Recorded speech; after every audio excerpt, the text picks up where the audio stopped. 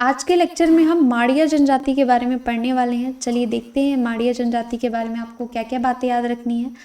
निवास, ठीक है, निवास स्थल अगर आप देखेंगे तो ये मेनली बस्तर में पाए जाते हैं। बस्तर के अलावा इनका निवास स्थल दंतेवाड़ा में है, ठीक है।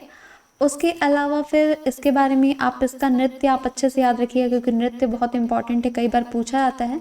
गौर नृत्य परफॉर्म करते हैं, ठीक है। गौर नृत्य ये कौन सा नृत्य होता है, तो इसको बायसन हॉर्न नृत्य भी कहा जाता है, ठीक है। इस तरीके का सिंग होता है जिसको कि पहन करके डांस किया जाता है, ठीक है। उसमें ऐसे सामने में इस टाइप का भी मोती टाइप का लगा होता है, तो ये बायसन हॉर्न पहन करके ये नृत्य परफॉर्म किया जाता है। इसको जो वेरियर एल्विन है, आप जानते हैं ये लेखक हैं वेरियर एल्विन, उन्होंने इसको विश्व का सबसे सुंदर डांस कहा है। तो अगर कभी पूछ लिया जाए कि वेरियर एल्विन ने किस नृत्य को विश्व का सबसे सुंदर नृत्य कहा है, तो उन्होंने गौर नृत्य को ही कहा है।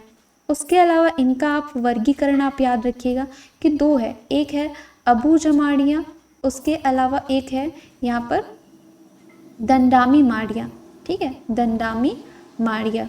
तो ये दोनों ही आप अच्छे से याद रखिएगा। जो अबू जमाड़िया होते हैं वो क्या है, पर्वतों पर निवास करते हैं, और जो दंडामी माड़िया होता है वो मैदानी क्षेत्रों में निवास करते हैं। दोनों में यही अंतर है कि जो अबू जमाड़िया है वो पर्वतों पर निवास करते हैं, और उसके अलावा जो दंडामी माड़िया है ये मेनली मैदानी क्षेत्रों में निवास करते हैं। अगर आप इनके देवी देवता की बात करेंगे, इनके जो आराध्य देवी देवता हैं ये भूमि माता को मानते हैं, ठीक है, तो भूमि माता, तो ये आप अच्छे से याद रखिएगा इनके बारे में।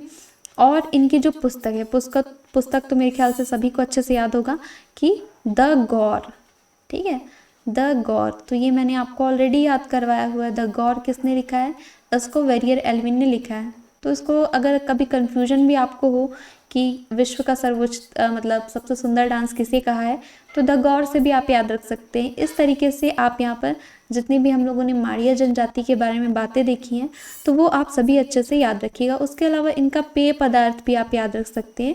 इनका जो पेय पदार्थ होता है ये सल्फी होता है, ठीक है, सल्फी, तो ये भी आप अच्छे से याद रखिएगा। तो ये सारी चीज़ें जो है आपको माड़िया जनजाति के बारे में याद रखनी है। चलिए फटाफट से आज का जो क्वेश्चन ऑफ द डे है वो मैं आपको देती हूँ, जिसका कि आप लोगों को आंसर करना है। आप लोगों को बताने हैं माड़िया जनजाति जो है इनके आराध्य देवी देवता कौन है, ठीक है, ये मतलब किसकी पूजा करते हैं, आराध्य देवी कौन सा है। उसके अलावा दूसरा क्वेश्चन आपको ये देना है कि वेरियर एल्विन ने इनसे रिलेटेड कौन सी पुस्तक लिखी है, ठीक है, वेरियर एल्विन ने इनसे रिलेटेड कौन सी पुस्तक लिखी है, ठीक है। इस वीडियो में इतना ही, धन्यवाद।